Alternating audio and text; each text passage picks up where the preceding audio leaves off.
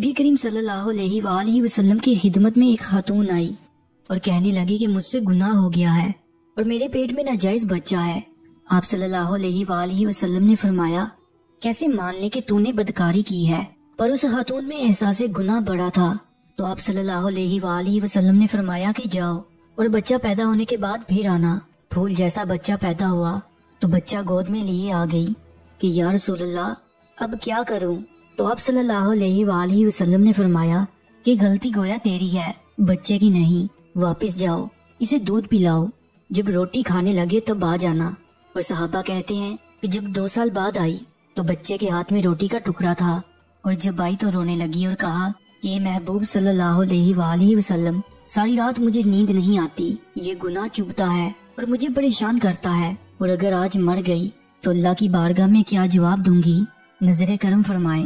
تو آپ صلی اللہ علیہ وآلہ وسلم نے فرمایا کہ بچہ ایک صحابی کو دے دو اور اسے کہو کہ اس کی اپنے بچوں کی طرح پرورش کرنا۔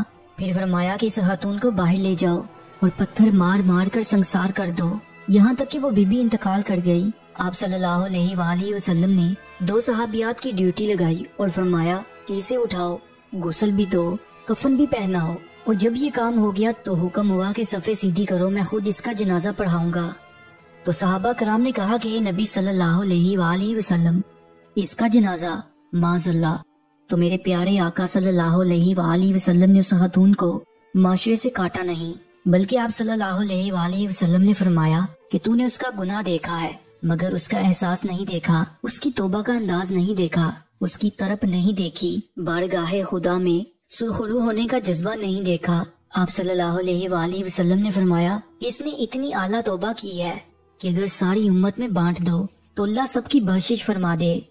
پیارے دوستو، میرے پاس الفاظ نہیں ہے کیونکہ بچے گرانے کا عمل اور کچرے میں پھینکنے کا رجحان اس حد تک بڑھ چکا ہے کہ کسی کو یہ حرکت کرنے پر کوئی رتی برابر بھی افسوس کا سامنا نہیں کرنا پڑتا۔